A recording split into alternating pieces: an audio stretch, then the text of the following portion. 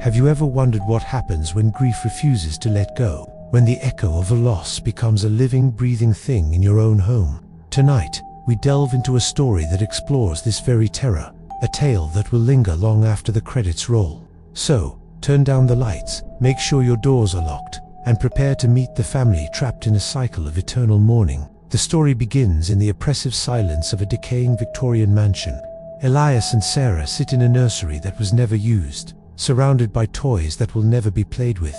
The air is thick, not just with dust, but with a grief so profound it feels like a physical presence. The room is a shrine to a life that never was, a constant, painful reminder of their loss.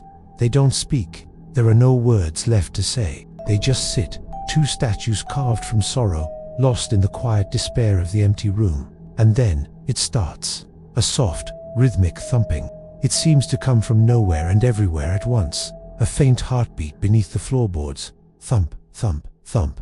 At first, they try to ignore it, dismissing it as the old house settling. But the sound is too deliberate, too persistent. It's a pulse, steady and unnerving, breaking the sacred silence of their grief. Elias looks at Sarah, a question in his eyes. She just shakes her head, her face pale. The sound isn't just a random noise.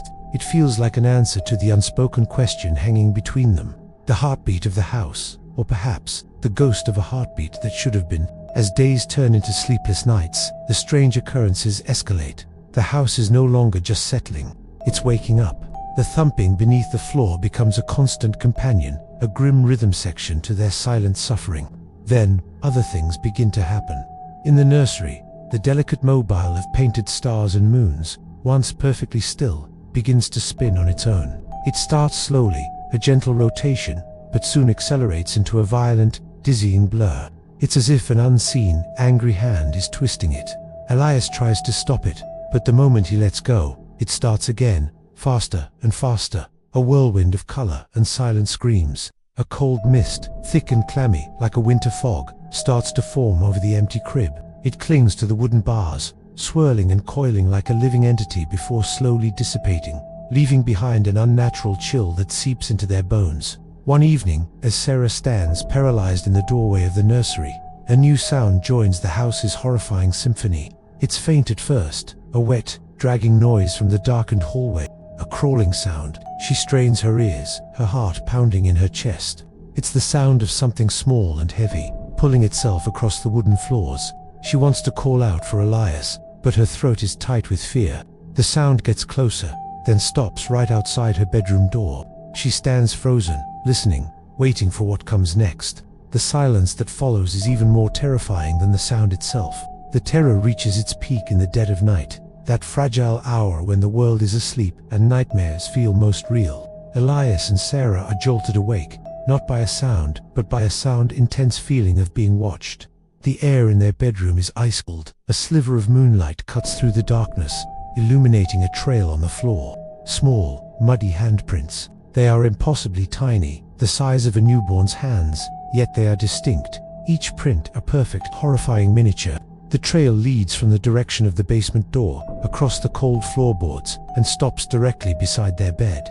Their blood runs cold. Following the trail with their eyes, they look towards the corner of the room, a space shrouded in deep shadow, and that's when they see it. A figure, small and pale, stands there. It's barely discernible, a smudge of darkness against the greater dark. But as their eyes adjust, the shape becomes clearer. It has the silhouette of a baby, yet it stands unnaturally still. It raises its head slowly, and in the faint moonlight, its eyes catch the light. But there is no warmth, no life. They are just two dark pools, reflecting a void, an emptiness that seems to swallow the light itself. It doesn't move, it doesn't make a sound, it just stands there, watching them with those ancient, empty eyes. The scream that wants to erupt from Sarah's throat dies before it can form. They are paralyzed, trapped in a moment of pure, undiluted horror. The haunting is no longer a series of strange events. It has a face, a form, but it's not an ending, it's a beginning. The creature, this ghost of their child, does not leave. It is a part of the house now, a part of their lives. It refuses to be forgotten. Its cries, thin and reedy, begin to echo through the walls at all hours. They are not the cries of a normal baby, full of life and need. These are the cries of the grave, filled with sorrow and a chilling, possessive hunger. The sound worms its way into their minds, a constant torment that offers no rest, no escape. They are no longer just grieving parents. They are keepers of a ghost, caretakers of a sorrow that has taken on a physical, terrifying form. The Victorian house, once a home, has become their prison. The entity, born from their loss, now feeds on their fear. Its presence a constant, agonizing reminder of what they can never have and what they can never escape.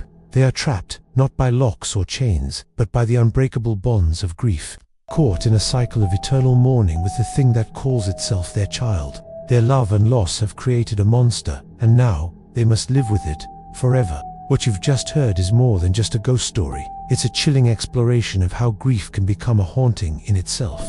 When loss is so profound, it can create its own reality, its own phantoms. Thank you for joining us on this terrifying journey.